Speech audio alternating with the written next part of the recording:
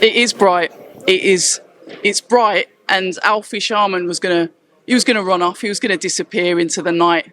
Been chasing him all morning, all afternoon. Alfie, welcome back. Yeah, thanks for having me. I can assure you, I was not trying to avoid you.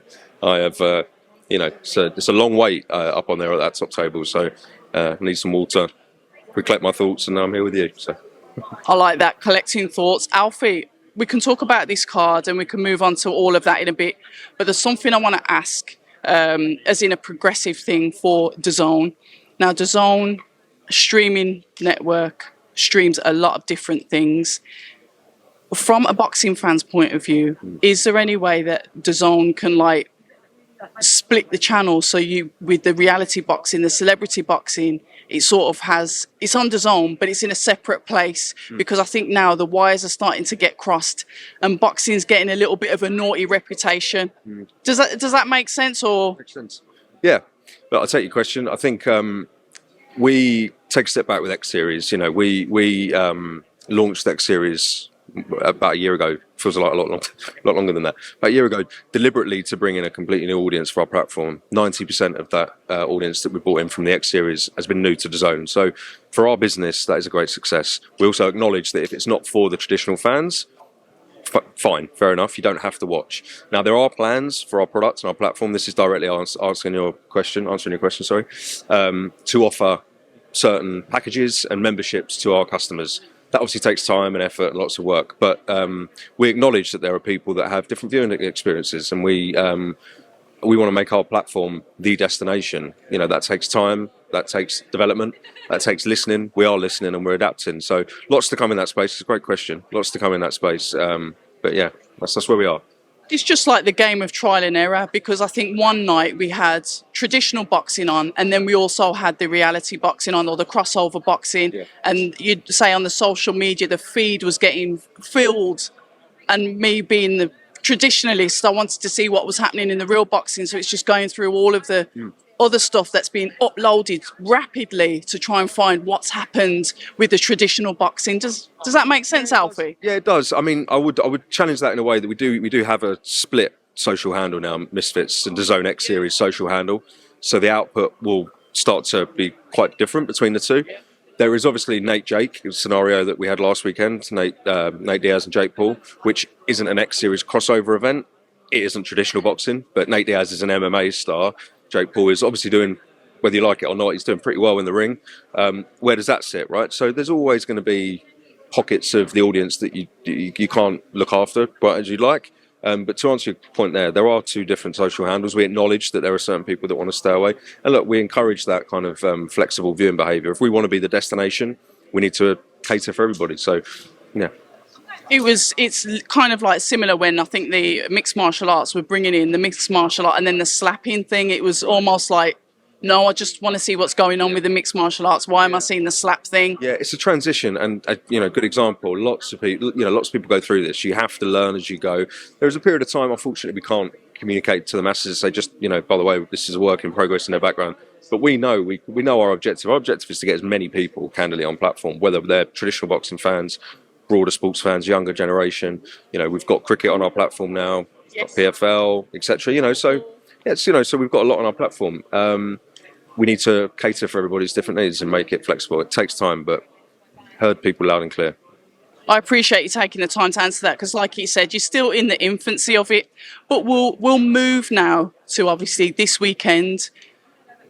Some of our viewers will be interested in obviously the transition from the 20s, almost £27 for the fight, to now down to part of the subscription. Yeah. How do you guys at Dazn have like a contingency for what could have been quite a big loss? £27 per household, people that couldn't make it, people all over the world, etc., etc. How does Dazn have contingencies in place for losses? So, well, look, if we again take a step back, with regards to the pay-per-view, we also had for the first time planned originally when the this event was a pay-per-view, offers for new customers, where you could come in on a plan that would mean that your first month was at a discounted rate, and then you'd come in and then it would resume normal after that. So we're addressing the fact that there are some people that initial price point, they want to get to know the platform a little bit more, they want to watch AJ. We certainly don't want to be scaring people off with that price. that is the going rate for a pay-per-view price in the UK at the moment. That is a quite a standard kind of price that people charge. In terms of our process and why now it's a subscription fight, I was talking to somebody just about it just now. Our priority is, and was as soon as the news came in on Saturday, was to make sure that Anthony Joshua fights on Saturday. That's what he wanted to do. That's what we needed to do as a platform to deliver an event. To do that, you have to make compromises and assess the situation. And it changed. Dillian White, AJ, was a very different fight to the one we have now. We believe that it's a subscription level fight and it's a quality subscription level fight. Let's be clear on that, because the undercard's unbelievable. So, look, we have to make decisions quickly. We feel this is the right one and we're excited for Saturday. To sort of like push back a little bit, you said obviously the going rate for the pay-per-view is a £27, etc., etc. However, what I will say is we were spoilt the week before with TNT putting that epic fight on between Spence and Crawford for £20. And some would probably say 2 champions, undisputed, massive fight. And we got that in the UK for £20 when usually it's like $90 or whatever the going price is in America.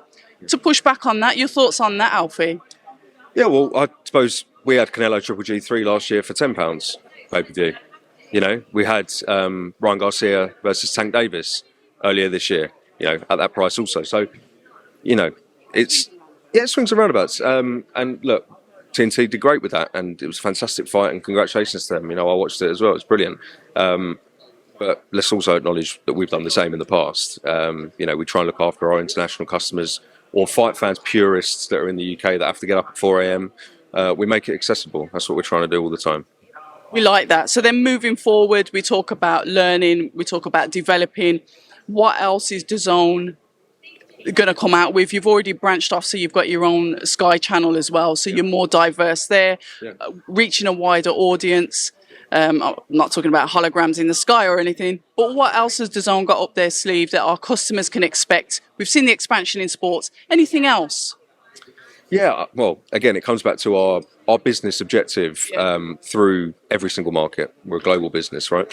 Is our platform needs to be a sports destination. Okay, so of course, a big core of that is live events, original content, original programming, documentaries, betting, for example, watch parties, different types of viewing experiences, making people come to Dazn and want to stay on Dazn. News, another crucial example.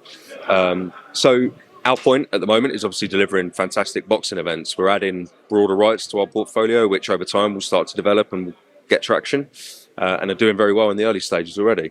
But Dazn's objective, and is a very clear and simple one, is it needs to be a sports destination. We know the consumer is moving at pace, their behaviours change incredibly quick, they want a lot more, and we hear that, as do a lot of other competitors in markets. So we're on that journey. I'd watch this space for the next 6 to 12 months. It's going to be exciting.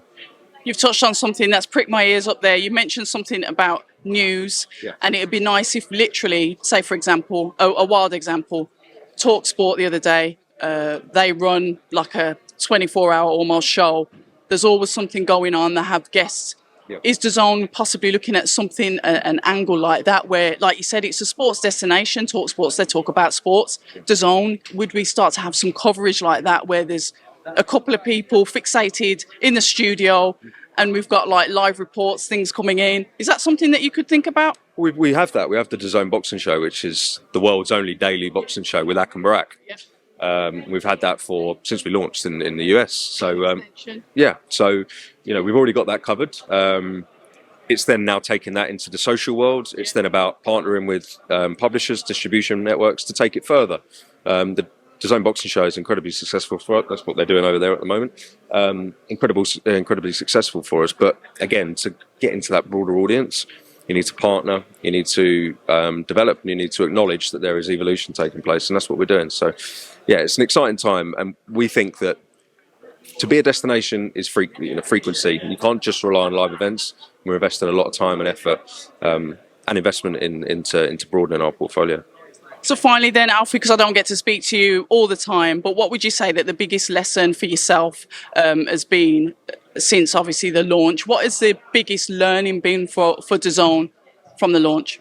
For me personally, or for Dazn? For me for collective.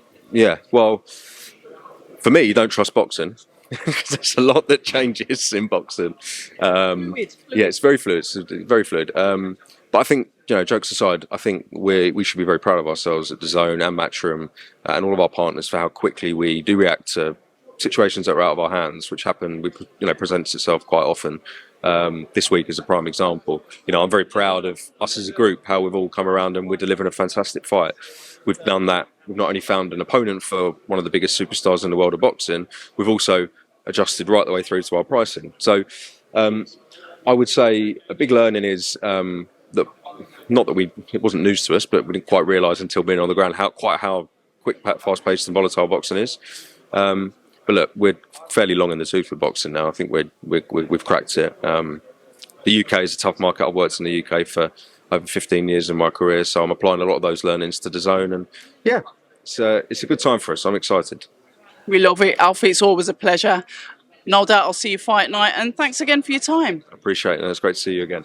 Hi, and thank you for watching October Red Boxing. Like, subscribe, and tap the bell for notifications.